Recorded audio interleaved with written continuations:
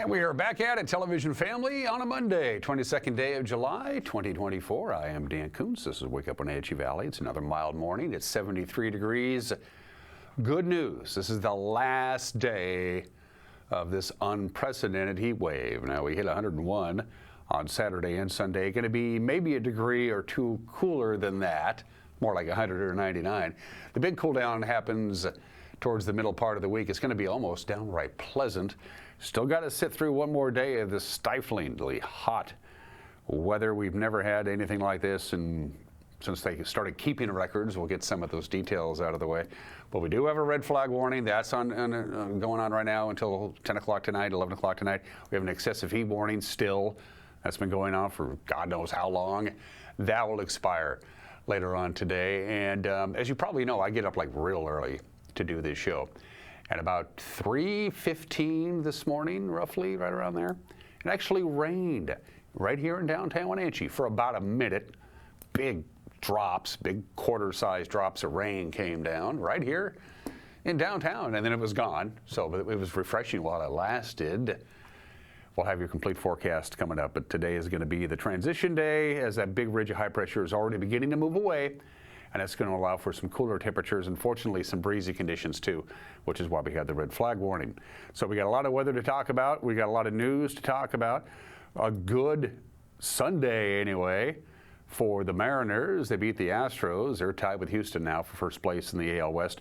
Very good weekend, all 3 days for the Apple Sox. They swept the Yakima Valley Pippins right on out of town. We'll have highlights of last night's come-from-behind victory from the Apple Sox. And if you missed the interview we did last week, Eric Grandstrom had a chance to sit down and visit with Maggie Rivera, who is a bodybuilding grandmother. She just recently competed in a bodybuilding competition in New Jersey a couple weeks ago, did quite well. We'll have that conversation with you in the back half of the program. 2 minutes after the hour, 73 degrees. Let's do our tour. And you'll notice the haze and the smoke and the high clouds floating around out there as the Pioneer Fire continues to burn. It's about 30,000 acres now. Still only about 14% contained. They're basically concentrating all of their efforts to making sure Stehekin is not affected by the fire. But again, there's no place for the smoke to go. You can smell it if you step outside. So you can see quite a bit of haze. It's hard just to even see the very top of Birch Mountain there off into the distance. But we say good morning to the Wenatchee Valley.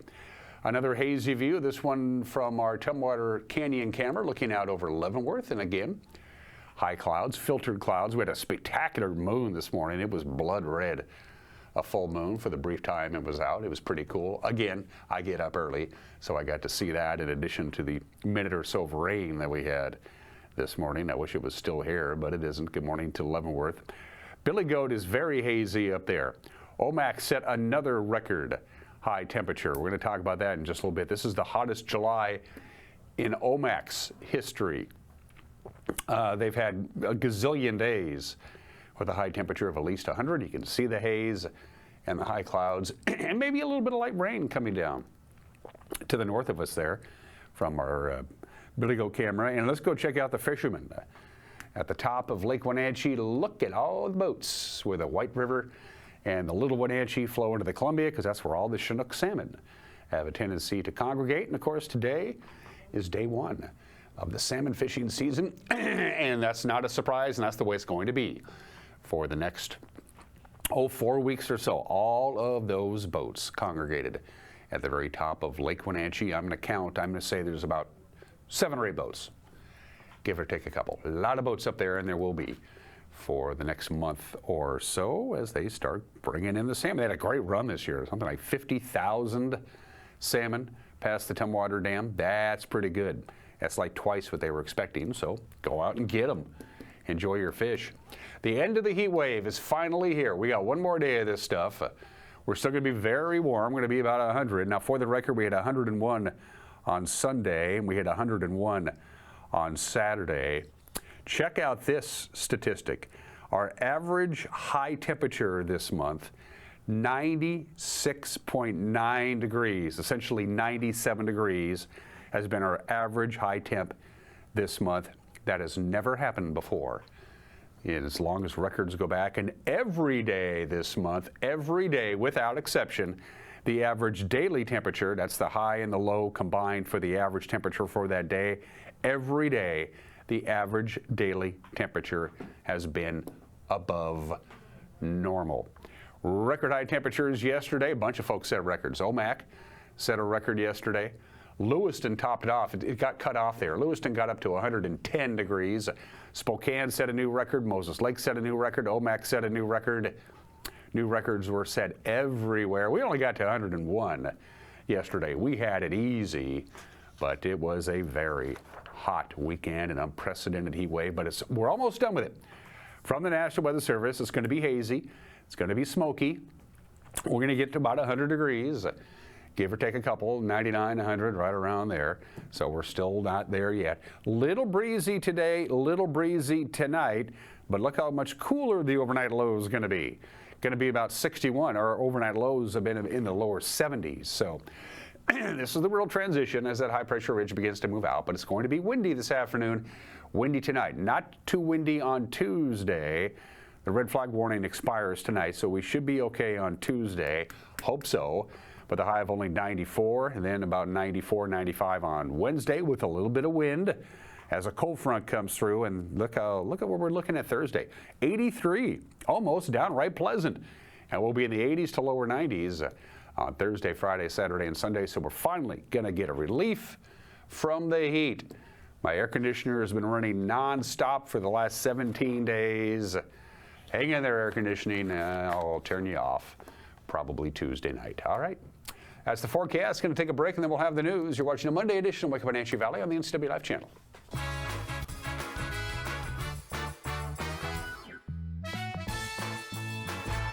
Blue Lagoon Pool and Spa, located on South Wenatchee Ave, has the largest selection of spas and swim spas in town. Stay cool this summer in an artesian swim spa and use it all year long. We enjoy helping families reconnect one spa at a time.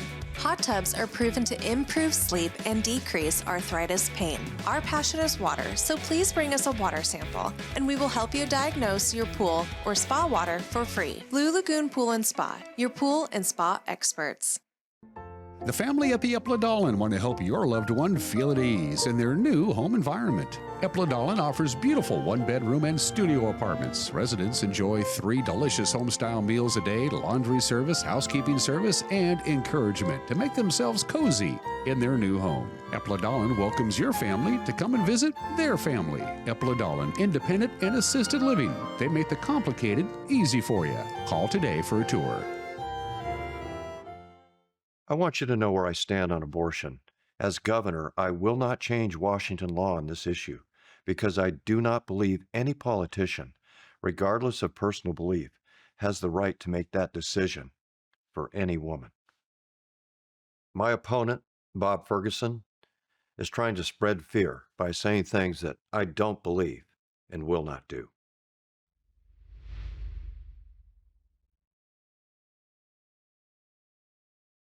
Global Car Care has the best customer service in the Valley. From the moment you walk in the door, their goal is to help you stay on the road, so you can keep doing what's important to you.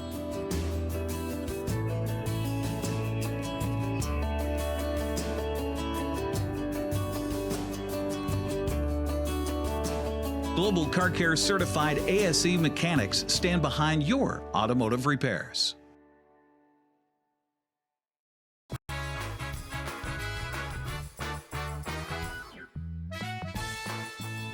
It's smoky, it's hazy, it's mild, it's 73 degrees. We'll be getting awfully close to 100 again for the afternoon high, but the red flag warning will expire at the end of the day today. The excessive heat warning will expire at the end of the day today. We have a gradual cool down, but unfortunately, a little breezy too, and we don't want that. It's 9 minutes after the hour. Back on June 24th, a 2-year-old boy's foot was tragically amputated by a riding lawnmower at the Rodriguez daycare facility in Quincy. The child's mother sat down with her very own Casey Safford. Her name is Stacy, and she recounted the day of the accident. I told her, I'm returning the call because apparently they said something's wrong and baby's dad can't go. And she's like, yeah, your son's currently at the hospital. Someone needs to go to you need to go to the Quincy hospital. And I was like, okay, well, I was already getting my stuff to leave, but I was just concerned, asking questions, saying, well, is it serious? Like, what happened? Can you tell me what happened? They were like, no details. All we can say is that you need to head to the Quincy hospital. He's at the Quincy hospital. So I then get in my car, and my boss is like, leave, just keep me updated because we know it's something about your son. And I was like, okay. And so I get in the car and I head to the hospital, and I'm getting a call halfway to Quincy from the doctor in Quincy saying, did anybody update you on what's going on? And I was like, no. I was like, they literally told me that, they couldn't give me any details. And he said, well, your son was ran over by a riding mower at daycare, and his foot was amputated, and he has a severe abrasion to his upper leg. And then they took me straight back to my son, and he's laying in a bed, and he's covered with blankets and stuff. And there's like blood all around like the blankets and stuff. And they're like, we're going to have to fly him out to Seattle. And I'm freaking out because I'm afraid of heights.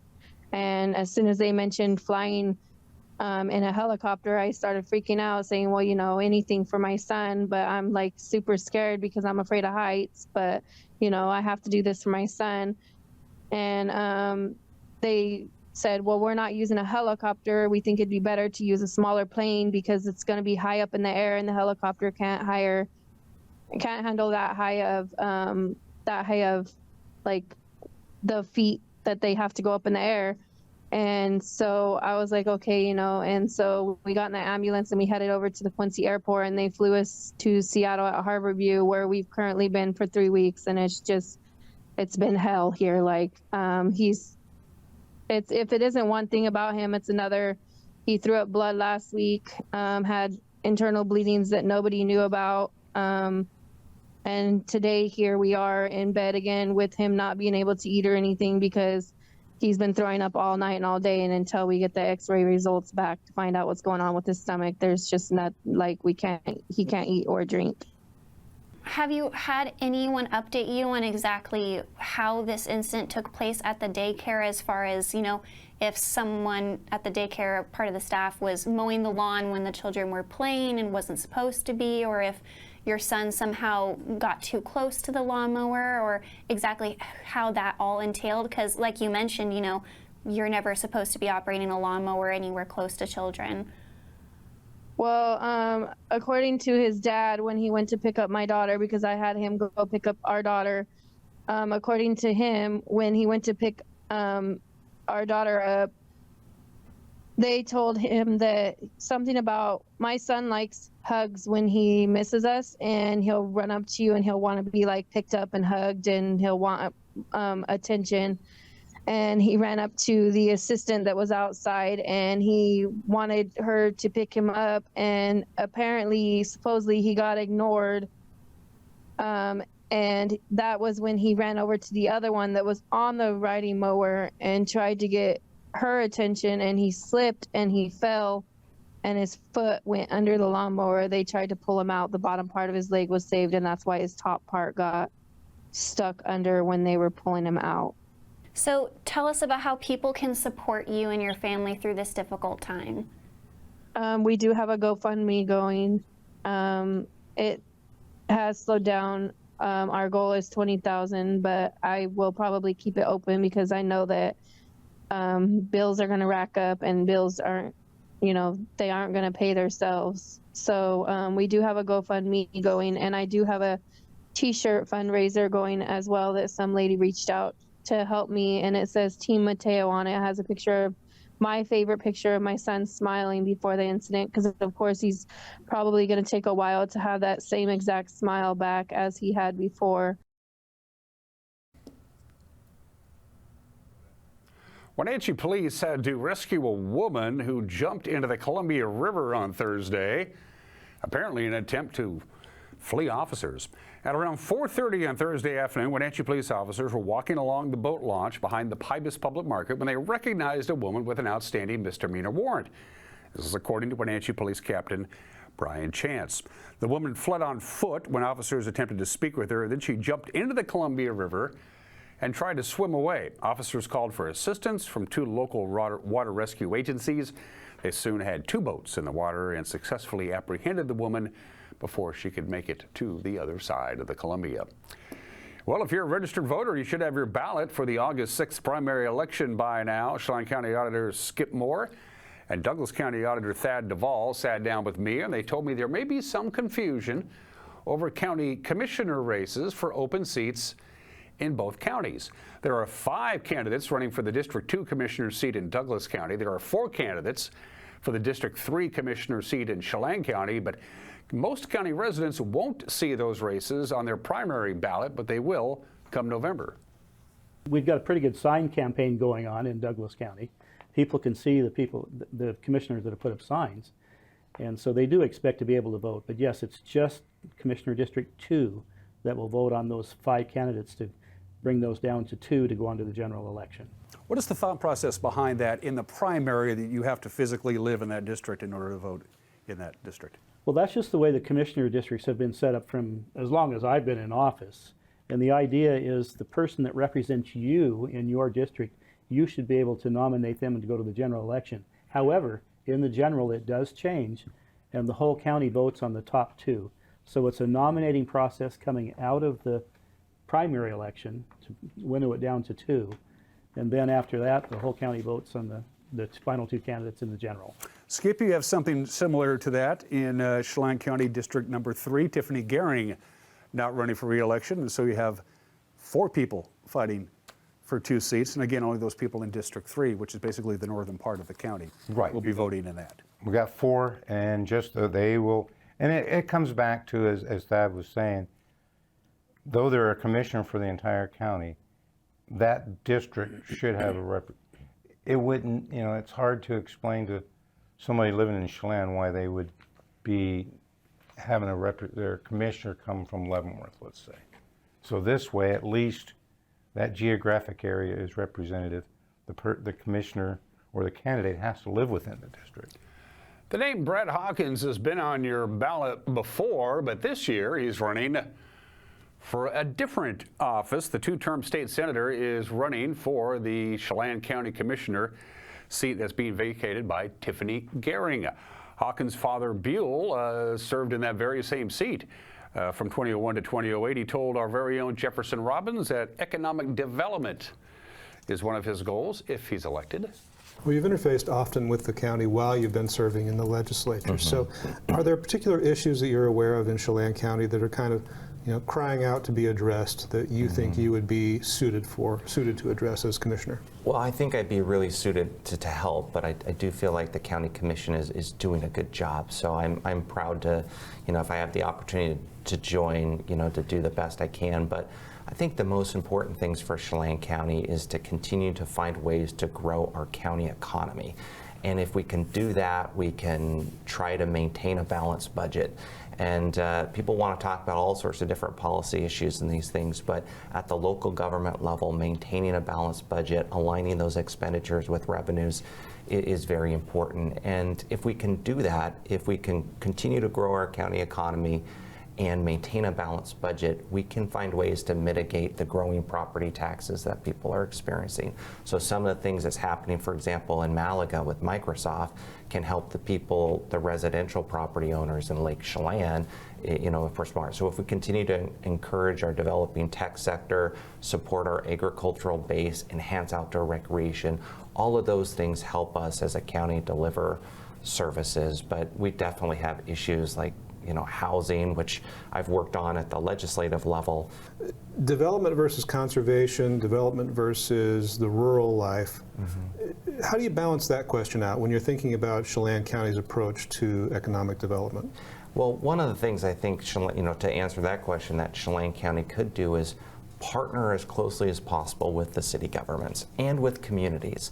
So, and when I say communities, I mean Malaga and Manson, for example, those unincorporated communities, but also to partner with the city governments too, because we can't look at Chelan County's needs as separate from the municipalities. So if we can continue to work together, maybe there's some opportunities for more housing developments and more higher density within those municipalities or within communities. Do you feel like that district-wide primary, county-wide general does a fair job of representing the voters' interests throughout the county? Or should it be simplified to where the district votes both times?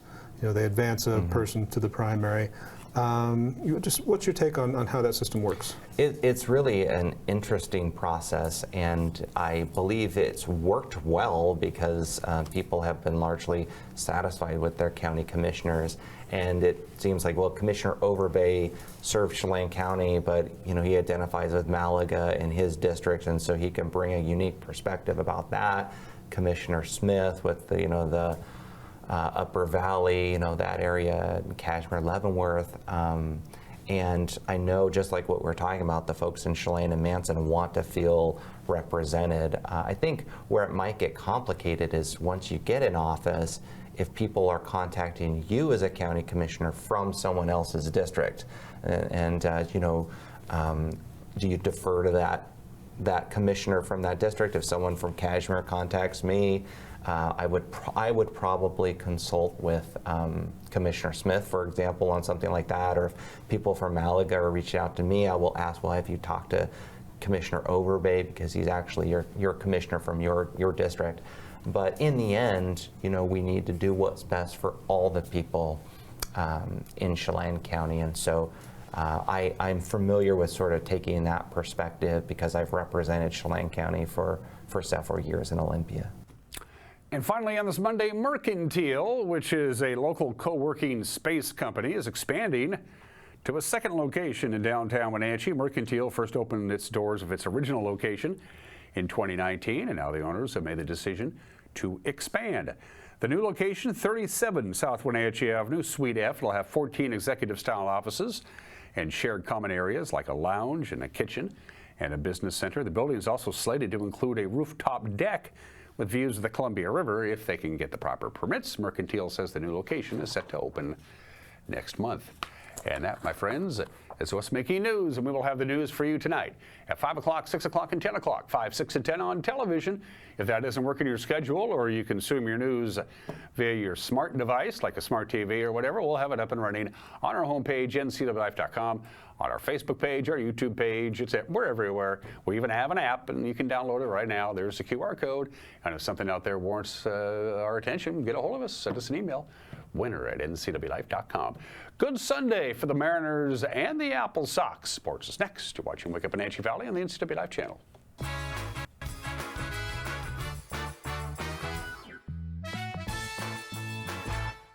My favorite thing about living at Prestige is the activities. I think it's just so good for you to have a group that you can have fun with. I think if you keep moving and you have a social life, you're going to live longer. And that attitude is fostered by the activity director and the managers. It's a good place, it's a happy place, and it's where I plan to stay forever. Me too.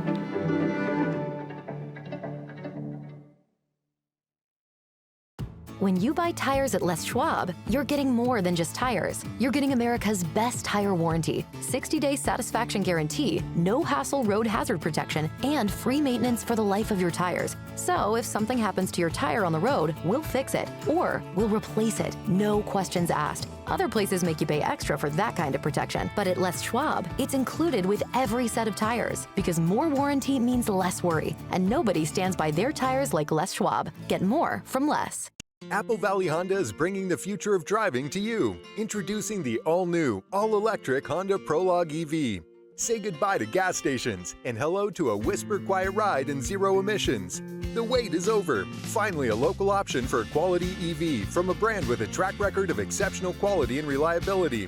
Experience the Honda Prologue EV for yourself at family-owned Apple Valley Honda. Stay close to home and visit us at Apple Valley Honda today for the life you live. Since 1932, Camp Seneca, nestled on the beautiful shores of Lake Wenatchee, has provided children grades 1 through 12 with the ideal location for kids to learn new skills, have fun, and make friends while creating memories that will last a lifetime. Camp Zanika's rustic log cabins and their staff serve to provide each group a unique summer camp experience. Register for Camp Zanika today, www.campfirencw.org.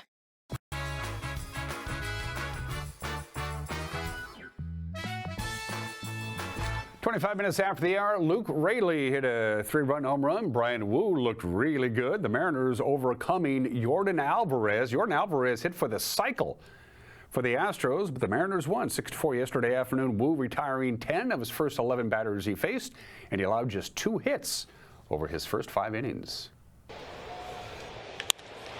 Out to the gap in left center field, blasted back in, it stays just inside the yard. Rojas is in. Raley comes across. Moore legging out for 3 with a headlong slide. And the Mariners have taken a 2-0 lead in the second inning. Well, this is a great at-bat by Dylan Moore. There was no denying Dylan. He was getting to third base, and that's a huge hit for the Mariners. This time with only 1 base runner allowed. And that base runner is Jordan Alvarez, who crushes one deep to right. Forget about it. You gotta be kidding me with that. Hit the facade of the upper deck. One of the longest shots in T-Mobile history. The big man, Air Jordan, goes on a long ride to right. Astro fans here are standing. The others are stunned. That's got to be one of the longest in the history of this stadium. No, he's broken at StatCast, not even registering. That's a part of this, at least for the immaculate ending part. Polanco, right field, and gone. Now the Mariners get that run right back. Well, the Mariners answer immediately. 107 off the bat for Polanco. It's a slider, stays up and away.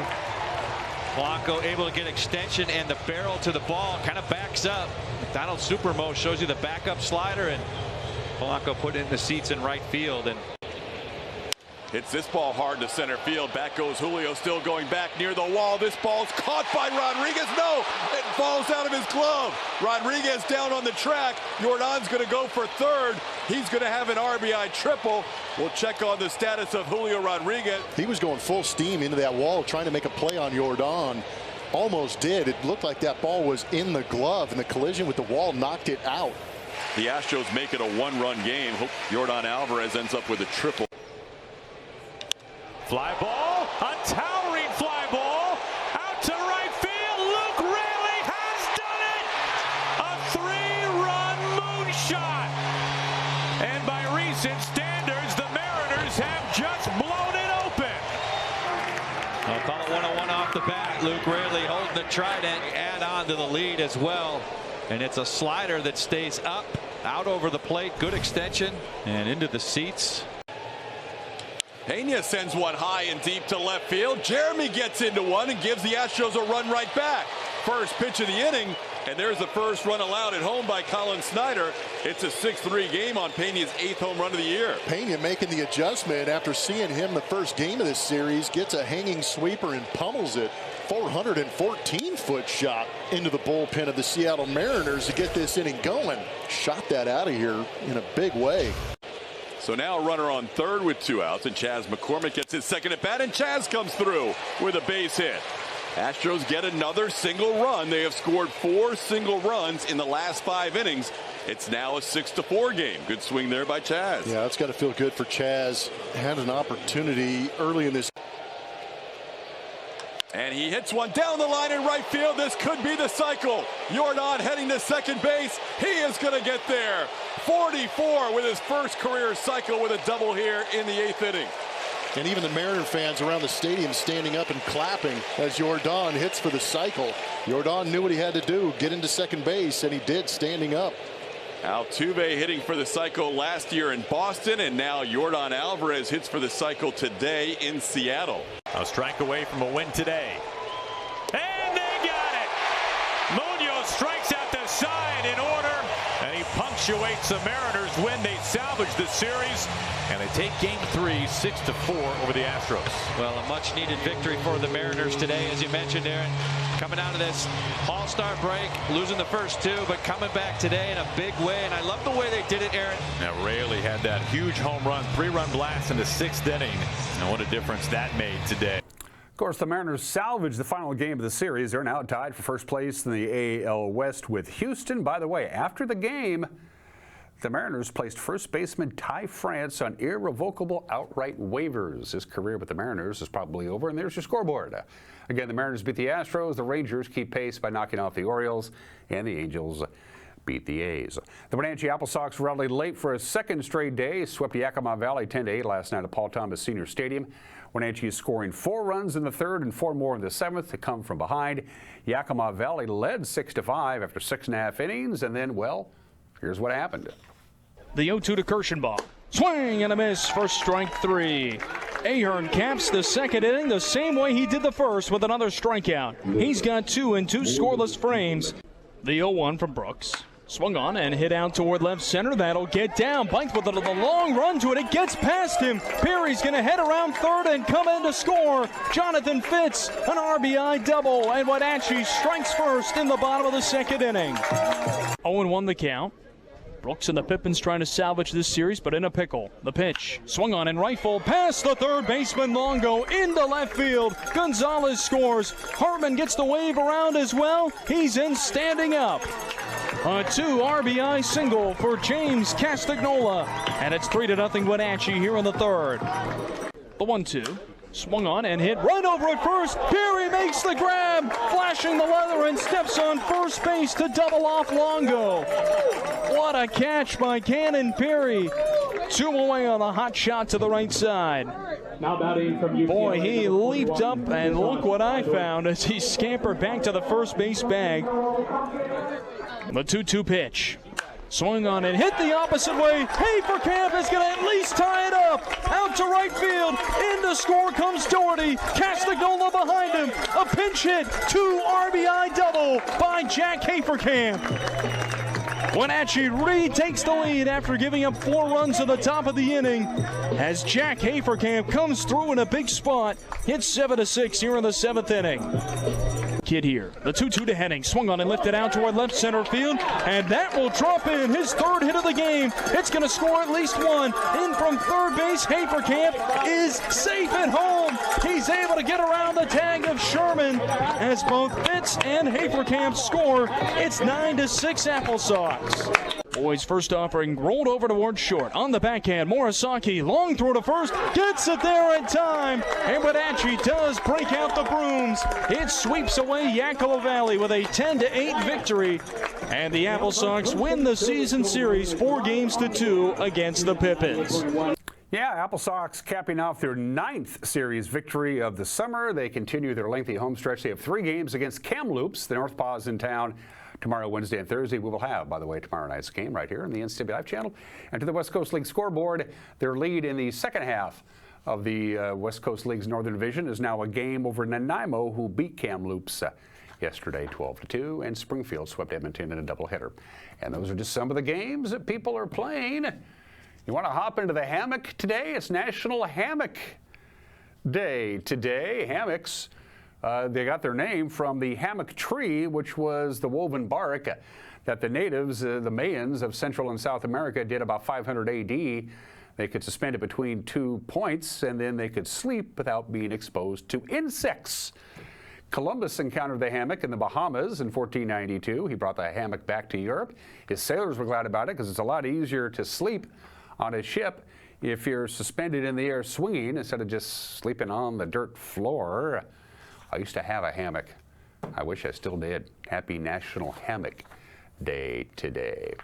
Today in history, on this 22nd day of July, the second group of English settlers arrives on Roanoke Island off the coast of North Carolina to reestablish the colony. This was July 22nd, 1587. Of course, the first colony showed up 2 years earlier in 1585, but they didn't have supplies and they didn't get along with the local Native American tribes, so the next year they went to England.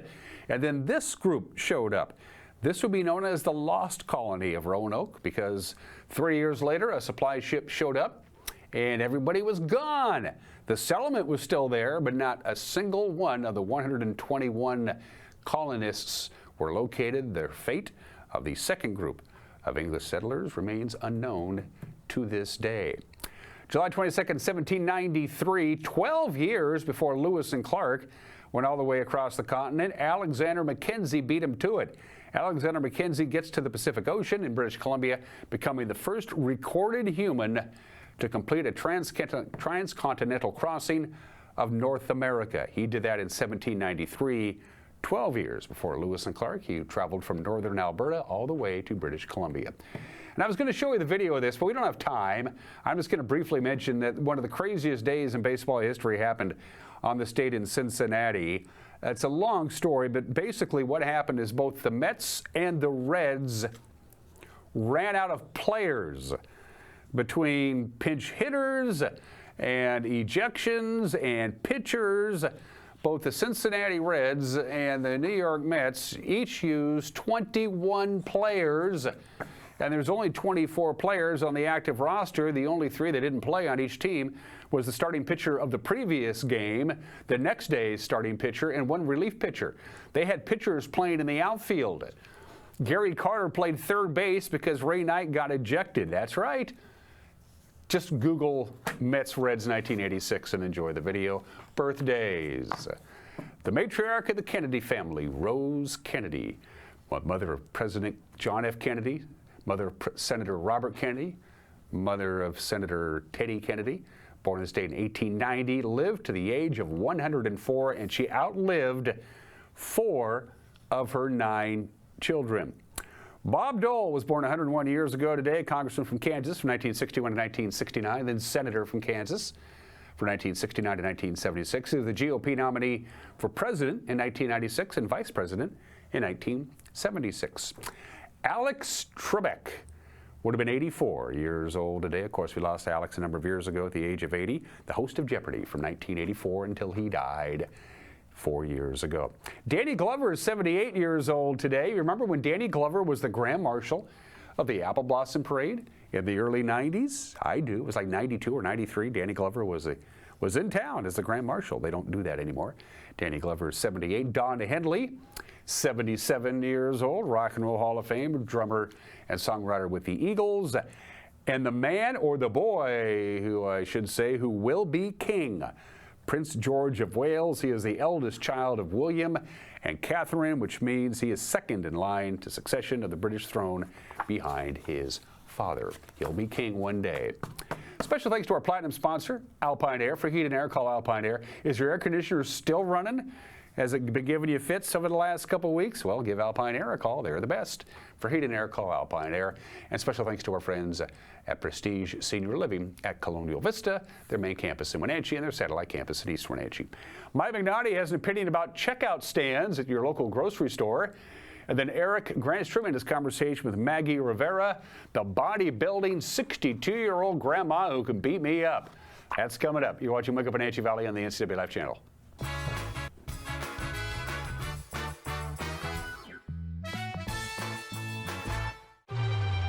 To name yourself after the highest peak in North America? Maybe that's audacity. But towering above is exactly what the first ever all-electric GMC Sierra EV Denali Edition 1 is built to do. With 754 horsepower and up to a GM estimated 400 miles of range, it is the Denali of EVs. The Sierra EV Denali. Hey there folks, Blueberry Carrie here to invite you on out to experience Blueberry Hills. Of course, the food is fabulous, like our cheese splints, our famous French dip, our legendary Eggs Benedict, and unforgettable burgers. But we're more than just great food. People come from all over the world to experience what's been called one of the best destination restaurants in the Pacific Northwest. So come on out and see what all the fuss is about. Blueberry Hills in Manson. It's where the world is coming to.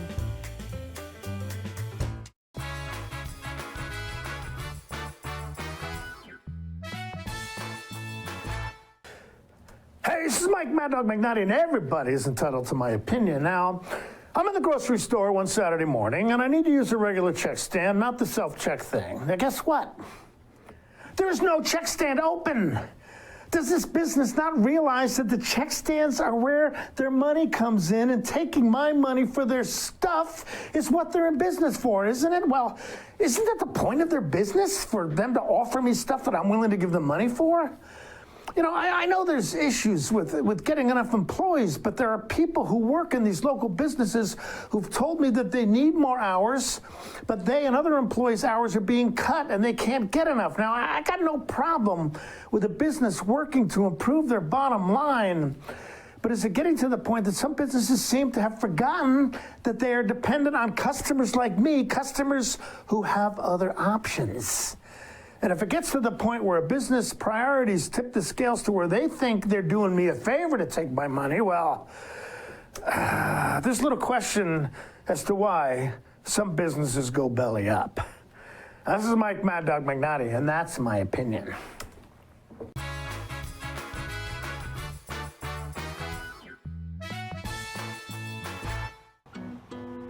Here's your coffee. That'll be $5. Thanks.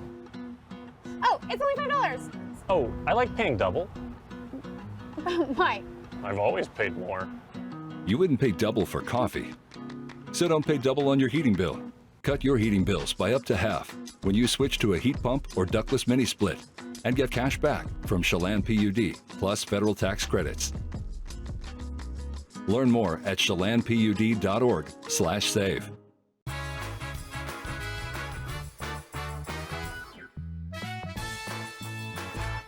It's the NCW Life channel, and not long ago I got a text message from my buddy Paul Collard, and he said, hey, I have a friend who's into bodybuilding and she is not young, is how he worded it, I think.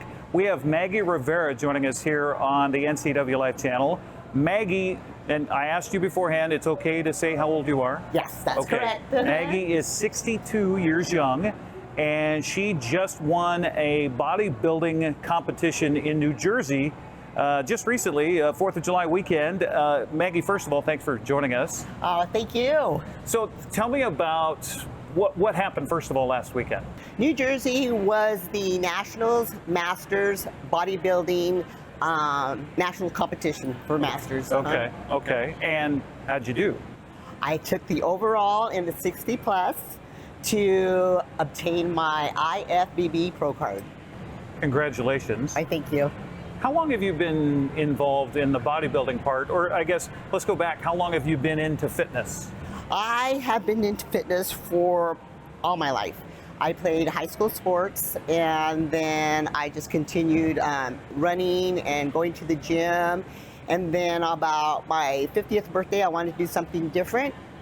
I was working out with a friend that actually already did a bodybuilding show, and she was like, hey, I've done that. So we got with Chance Harris, who was my trainer at the time, and well, he still is. And I told him this is something I wanted to do, and he's like, let's do it.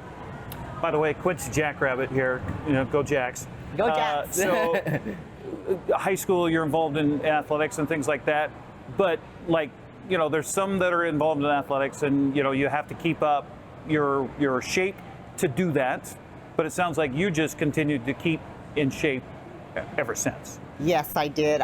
Like I said, I played high school sports. I was a runner, and I would still like to run, but I kind of like the bodybuilding physique a lot better. And it's probably better for me anyway.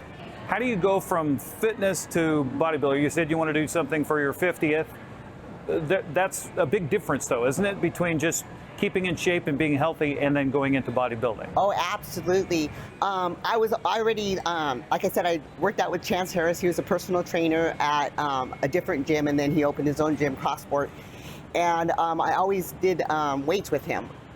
And it was just, I thought, something different. On my 40th, I did a marathon. And then on my 50th, I wanted something completely different. And so we just hit the weights a lot harder than what we did before, and then we added in a diet. How was that change for you? Was it easy? Was it hard? Was it just a different routine? It was a completely different routine, and it got more difficult the higher you went up, because you go, you want to compete, you compete, and then you get to nationals, and then, you're in pro, and then your diet just gets where you want to get more gains. So you include, which I should have anyway, was include an off-season diet where you just eat and eat. It's good food, but it's eat and eat. And you want to gain some weight so that you can gain muscle. Okay, so regular people that are couch potatoes or whatever, there's their food and then there's your food. So when you say eat and eat and eat, what does that consist of, kind of generally speaking? We started with red meat and lots of rice, potatoes, eggs, oatmeal, pancakes. That was the best part of off season. we did pancakes and eggs and whole eggs, red meat, lots of rice. We always had rice.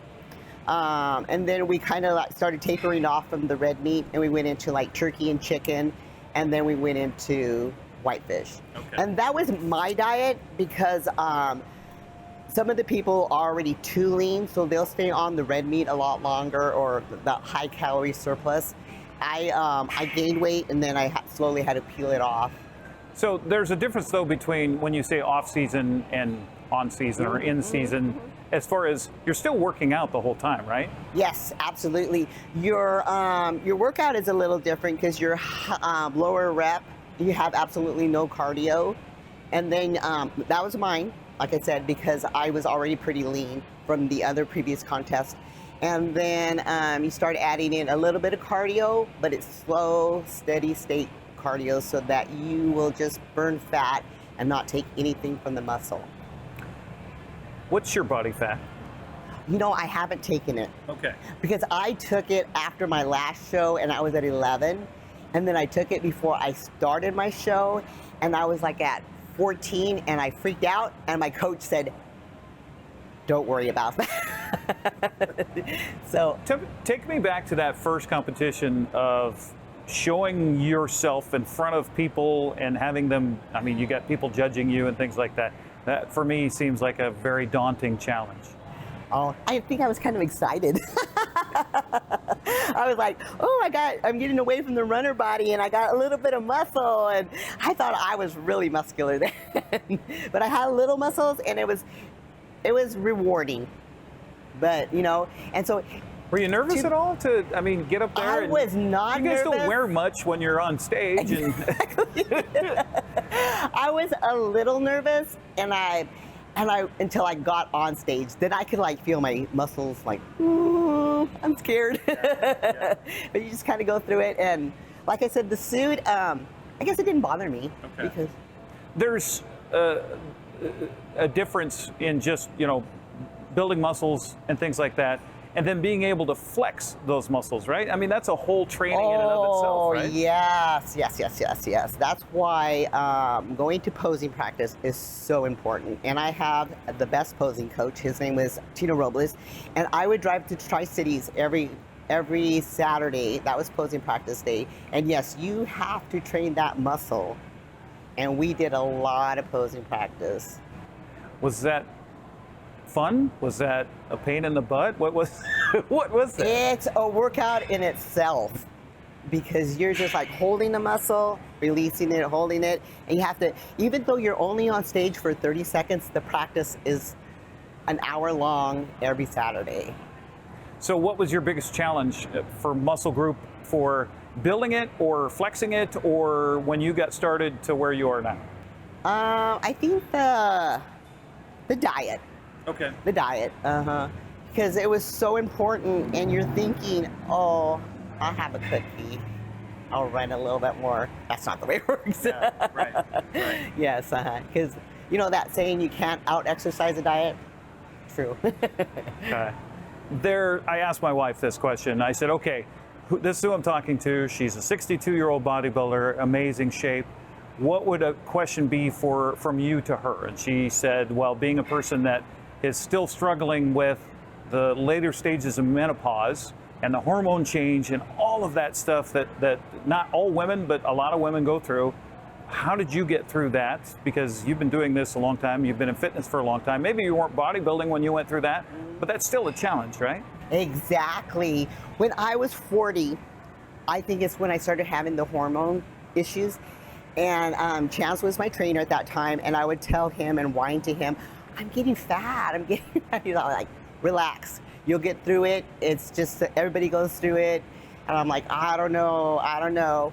And then when I started bodybuilding, I went with Susan Matheson Graham, and she gave me a book on hormones that I read through, and I was like, oh, okay, so, you know. And then the next year when I signed on with Susan again, she told me that this is what I want you to do. I want you to go get your hormones checked, your testosterone levels, and your thyroid. You need to have those checked. Other words, we're going to spin our wheels. And so I went to Ready Medi with Carl Lambert, and we did all that. And sure enough, my testosterone levels were low.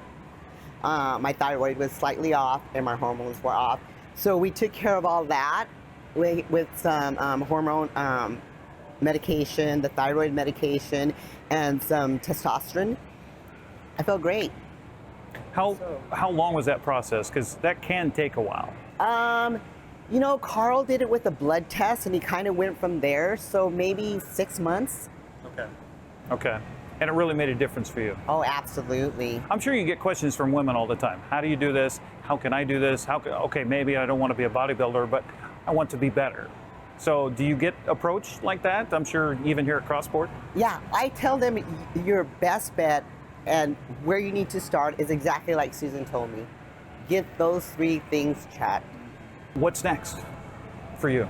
I thought, I'm 62, I'm not gonna get a pro card, right? And I'm like, oh my God, I had a pro card.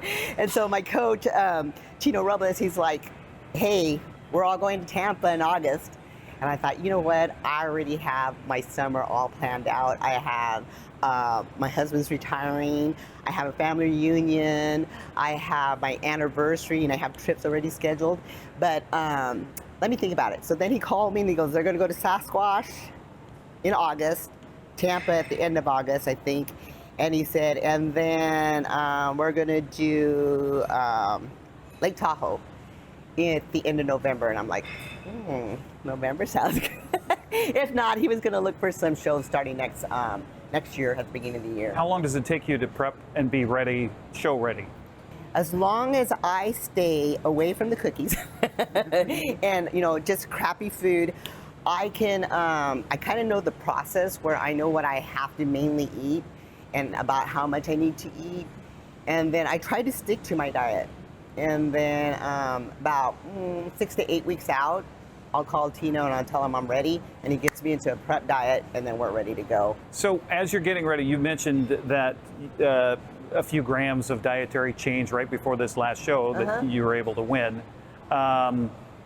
What does that look like? You know, it was so super cool, because what he did is when he got there, he gave us a diet, and we had fish and what we call a peak week diet. So we had fish and rice, and then so we're trying to lean out and deplete the muscle, and then from carbs, and then he gives us what we call a carb load, and so then he'll increase the rice and decrease the protein a slight bit. So when he got there, he kind of looked at us. Well, he looked at me and he's like, let's change it a little tiny bit. And so he took my rice down about 10 grams and my fish down about 2. So then I seen him in about 4 more hours, and he's like, okay, let's do this. It can make a difference that fast? Oh my God, he is so good. That's crazy. I know, that's what I said. But he, and so he like took, and then he brought it down and increased it like a couple more grams.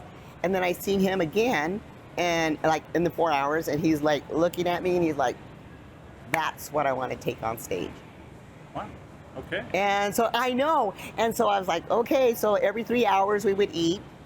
And the Wednesday before at 6 o'clock, we stopped the water. So we didn't have any more water, but he still had me eat every 2 hours. Right. And then until I got on stage. Now, I've heard, you know, different things about bodybuilding and about that cutback that happens, because you want to be, you want your skin tight. And yes, so exactly. Are you dehydrated by the time you go on stage? Yeah, if you fall, because like starting Monday, we only had 8 ounces of water with each meal. Yeah. Compared to normally, you're drinking water like a fish. Yeah. Right. Okay. And so we're starting to deplete the water, and usually we take a diuretic right before the night before we get on stage. But it was right where he wanted me. I was well depleted. I was had enough carbs in there, just the right amount of water, and he didn't want the muscle too hard, and so we didn't do a diuretic. Okay. And that was so nice when you get on stage, because when you have a diuretic and you're doing your posing out there, cramp up, right? Oh yeah. Yeah. And you smile through it. Man. So I heard once too that there's an application of Preparation H. I heard that once that they'll rub Preparation H all over because it shrinks the tissue. Oh, really? Have you heard of anything like that? Okay, all right.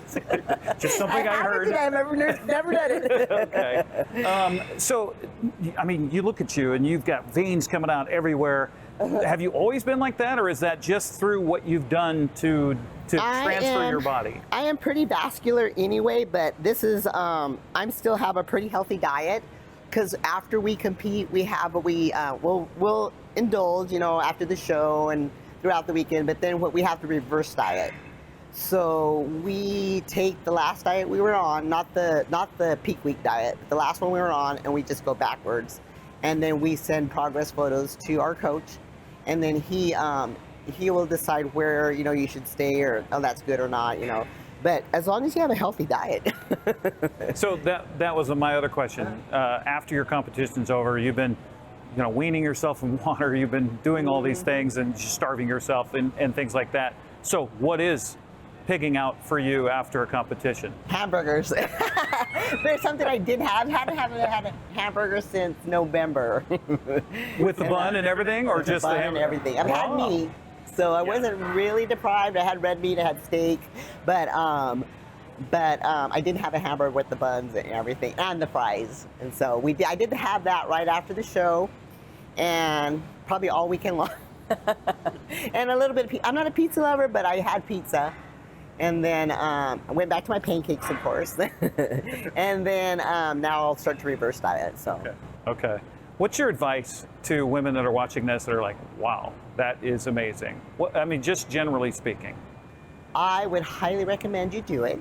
First of all, you will get in tune with your body. You'll get to see what you can actually do. It's tough, but believe me, you can do it. Can people, when they come to Cross Sports, come up to you and ask you questions if they see you here? Are you open to that? Absolutely. Because you work here too, right? Yeah, I do work here. Okay. So somebody could call up and say, I want to work out with Maggie. I want to find out the secret to Maggie's success. I'm open. Well, thank you so much for taking Thank the time. you. We appreciate it. Maggie Rivera, 62-year-old champion bodybuilder right here in Wenatchee. How about that? IFBB Pro. There we go, baby. CNCW Life Channel.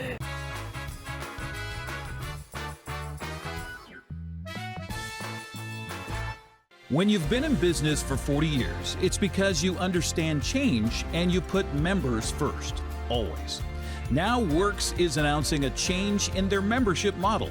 Up to 6 people on one membership that you can mix and match. The more people, the bigger the discounts. Introducing the Works shared membership model. One membership, friends and family and flexibility. Works, the cleanest, friendliest, most helpful gyms you and your friends will ever join.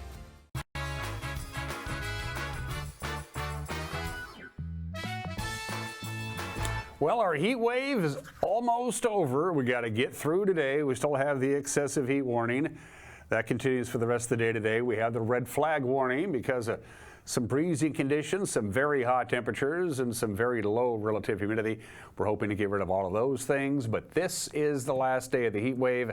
The center of that big ridge of high pressure is already beginning to move over to Montana and then further east as well. So this is it. And then we calm down and cool down. Hey, this has been an unprecedented stretch of heat for the Wenatchee Valley. The average high temperature this month, each day, add them all up, 96.9 degrees, almost 97 degrees has been the average high temperature this month. That's crazy. From the National Weather Service, right around 100, maybe 99 with some haze. and some clouds. 61 for the overnight low. That's going to feel comfortable.